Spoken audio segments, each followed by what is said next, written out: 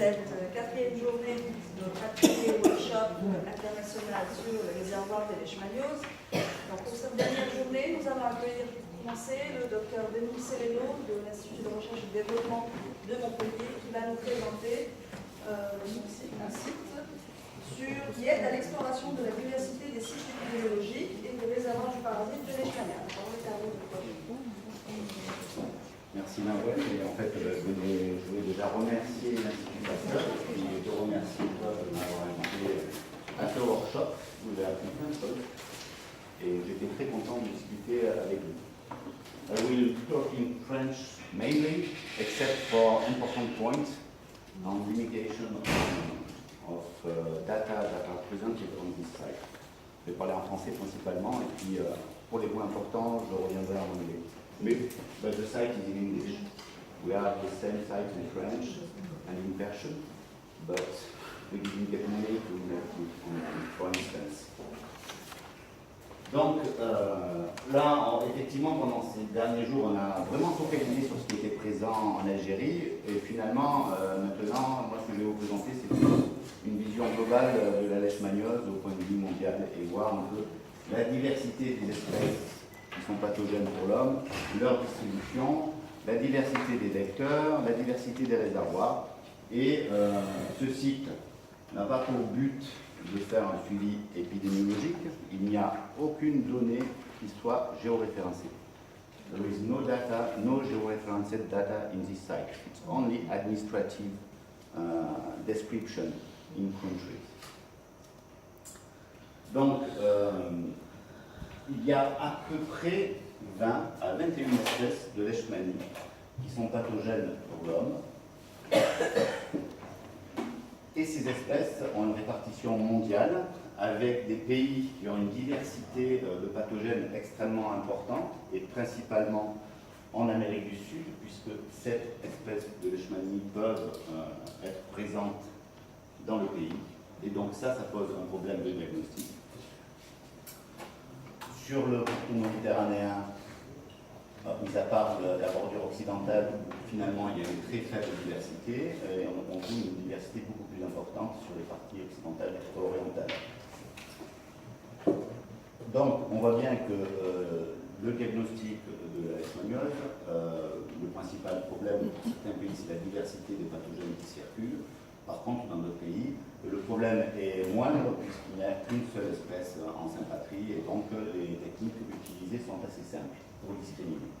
Donc dans ce site, il y a un premier tableau qui vous montre en fait la classification des leishmanies. Et en Algérie, toutes les espèces qui sont pathogènes appartiennent au sous-genre leishmania.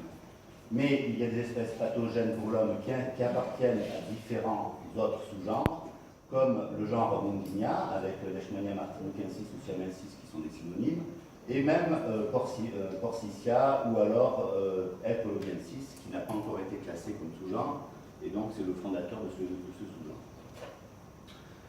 Les espèces les plus importantes qui ont un impact majeur en santé humaine appartiennent toutes au genre sous-genre Leishmania.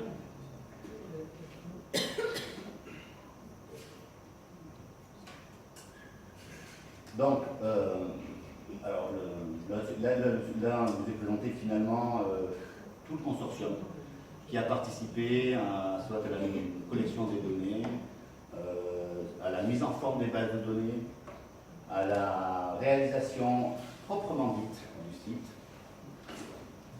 Voilà. Donc, on va commencer.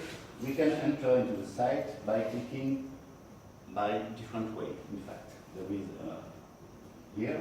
You can select parasites, you click, you will find the 20 species, 20 here, 22 because there is unknown, meaning that the Leishmania has been isolated but not out.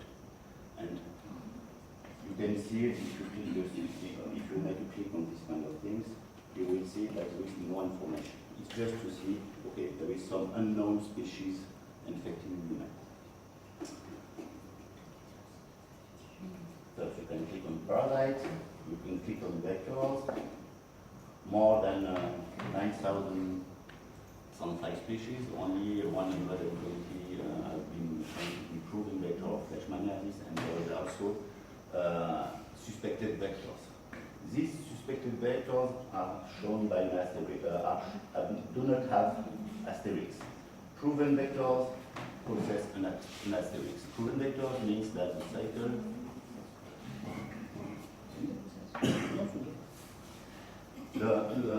les vecteurs prouvés, en fait, sont définis par une capacité à être pris par le phlébotorme et retransmis à un autre expérimentalement. Donc, ce sont des vecteurs prouvés. Les vecteurs supposés, on dit suspects mais supposés, sont des vecteurs où on a isolé du parasite que l'on a typé ou où on a isolé de l'ADN présent dans ces vecteurs. Mais il n'y a pas eu de démonstration expérimentale de leur rôle de vecteur. And the reservoir, okay, the same. But you can also enter directly by searching through the map in your country, Algeria, and you will see El Tropica, it's El Kiliki, okay, the synonym of El Kiliki, and 3 species that is present in Algeria.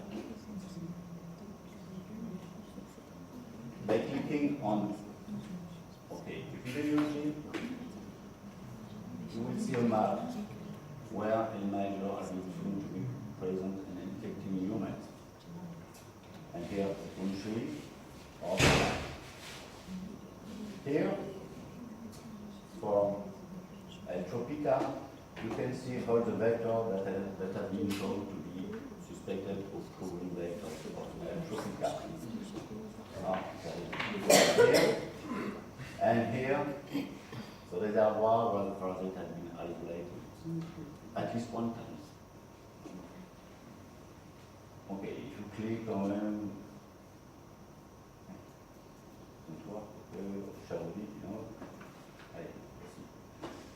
you click on the vectors and make an update. You see the area where El Tropica and the vector is present. And if you click on for El Tropica, if you click human, maybe you will have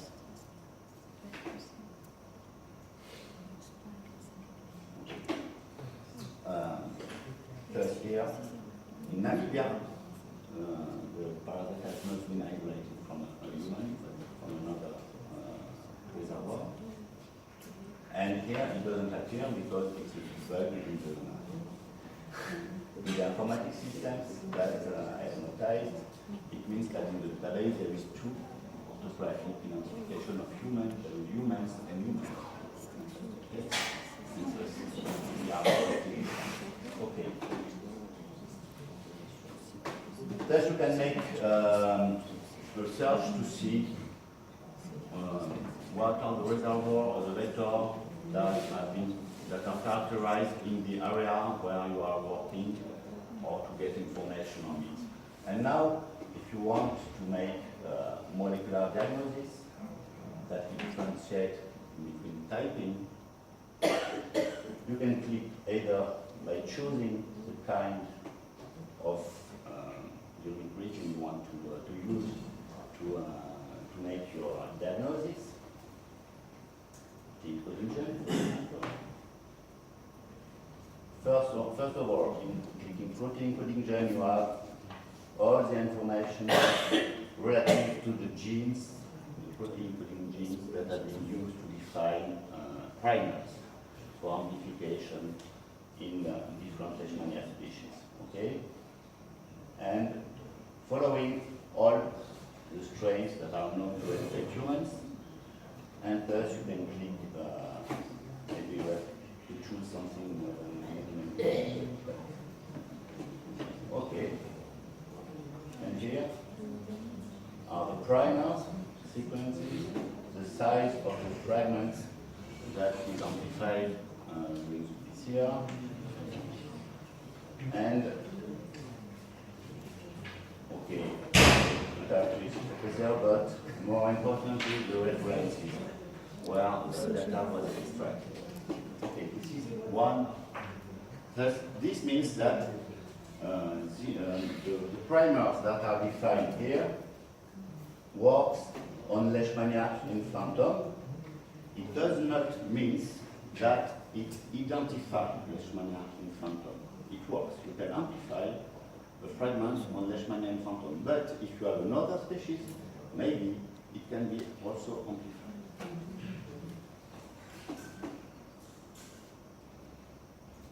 Okay. For typing, there is several types of methods that are described. Here, there is also a and you find these are couples of primers, forward primers, reverse primers. P means polymorphic. These primers will give the polymorphic data for Leishmania aetotica. The number of repeats that we can expect, and the size of the amplified product. And also, more important is the reference where the initial publication of the primers, but also all the reference where these primers were used for typing operation.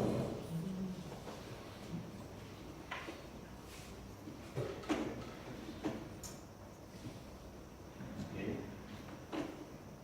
Typing, if we choose rapidly, for example, here you can't find any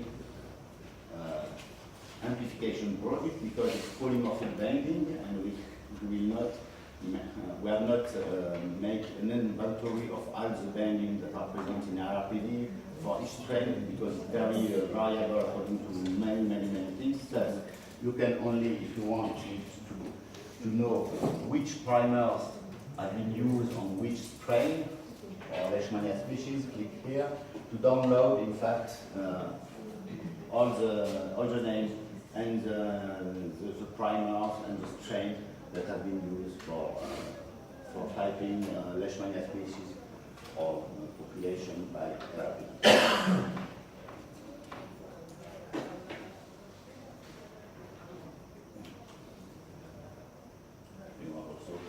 Essentially, I guess it's simply the same. You can click here and you have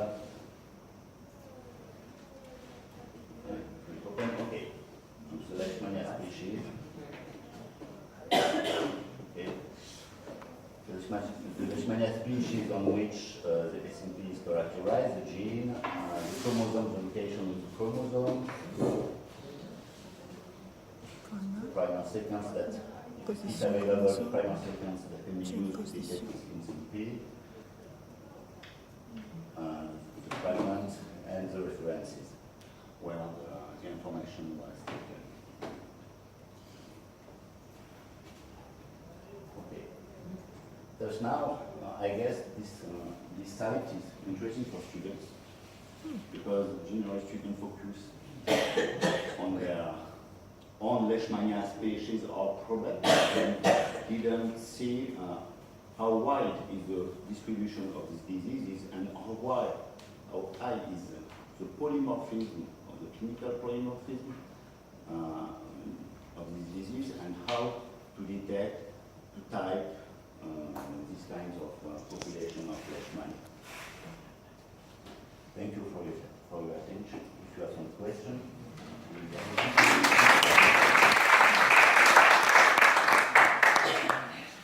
Merci beaucoup au Dr Denis Sereno. Donc, cette présentation qui est vraiment magnifique, parce que moi, je trouve que ce site il est vraiment utile, non seulement pour les étudiants, mais aussi pour les chercheurs. Parce qu'aller refaire toute la bibliographie et rechercher tout ça sur PubMed, je pense que c'est beaucoup plus simple. oui. D'autant plus que le site est mis à jour régulièrement pour... Il va être mis à jour, il doit être mis à jour pour corriger les bugs et rajouter les informations. D'ailleurs, je profite que vous soyez tous présents pour vous dire que je suis Je pense que tout le monde m'entend là. Vous entendez? Je suis preneur de toute critique sur le contenu, sur les informations qui sont présentées sur ce site pour que nous puissions en fait mettre à jour au fur et à mesure ce site pour l'améliorer. Parce que pour l'instant, c'est le seul, à ma connaissance, c'est le seul site qui s'attache à recenser ce genre d'informations. Nous avons eu peu de temps pour le faire, donc nous n'avons pas pu corriger toutes les bases de données, même si corriger des bases de données visuellement, quand on a plus de 1800 primers, ça prend un temps énorme. Donc il y a des erreurs. Donc si vous en constatez, vous m'envoyez un mail, je stocke ces informations, moi j'en ai déjà noté pas mal, et lors de la mise à jour, on les mettra à jour avec, évidemment, si la personne le souhaite, le nom de la personne qui a permis, le nom des personnes qui ont permis de mettre à jour ce site, etc. C'est un site collaboratif. Hein. Voilà. Ensuite, ne vous sont présentés que les résultats sur le parasite, mais initialement, nous voulions travailler sur les parasites, les vecteurs et les réservoirs. Ouais, avec le même type d'information. Donc pour les vecteurs, nous voulions faire une partie morphotaxonomie et une partie moléculaire. Sur la partie morphotaxonomie, nous avons fini sur tout ce qui est méditerranéen. Maintenant sur la partie moléculaire. Mais comme de toute façon, nous ne pouvons pas encore mettre à jour le site, ce sera mis à jour. Et donc les personnes qui travaillent sur les réservoirs, pour nous, sont extrêmement importantes parce que là, c'est là où il y a le plus gros gap dans les informations, et c'est là où c'est plus complexe à comprendre. Donc tout ça, toutes les informations, si vous souhaitez participer, vous êtes bienvenus. Et il y a une publication qui est associée, vous est donnée, voilà, avec les différentes personnes qui ont travaillé dessus sur l'aspect initial. Et dedans, vous pouvez trouver, ce coup-ci, vous avez en supplementary data les fichiers Excel bruts. Si vous voulez vous aider.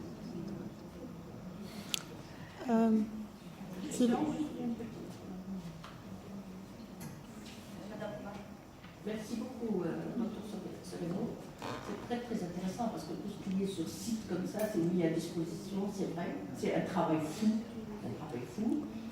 Là, j'ai remarqué à travers les slides qu'il y avait des informations, mais qui me paraissaient par exemple très minimisées. Parce que c'est des choses qu'il faut aussi vérifier. Parce que vous n'avez pas mis en place le site juste pour rigoler. Pour mettre l'information à disposition, mais aussi c'est des informations prouvées. Vous voyez, vous avez des vecteurs suspects, des vecteurs confirmés. Mais là, j'ai vu que pour l'Algérie, les chiffres étaient toujours très petits.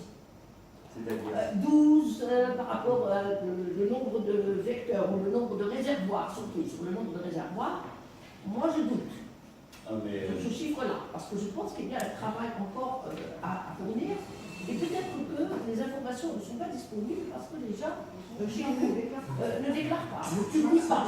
Donc peut-être que là, il faudra, ça c'était ma première remarque. La seconde remarque, c'est que c'est un site qui a nécessité énormément d'efforts. Et je me dis, comme là, l'espagnol, c'est quand même un problème de santé publique très important, il est destiné pour qui? Qui le regarde? À part les scientifiques, comment vous pensez le mettre à profit pour que ce soit une source non seulement d'information, mais d'efficacité au niveau sur le terrain, pour que ce soit utile au pouvoir public? Merci.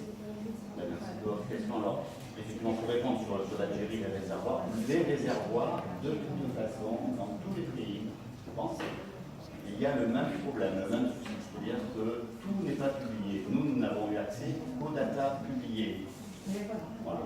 Donc, ensuite, lorsque les datas sont non publiées ou font partie de rapports internes auxquels nous n'avons pas accès, si nous avons l'information, il faut avoir l'autorisation ensuite de mettre la référence, parce qu'on ne peut pas se permettre de mettre quelque chose s'il n'y a pas une référence, même en rapport interne, peu importe, où il y a quelque chose sur lequel s'appuie. Donc effectivement, je suis d'accord.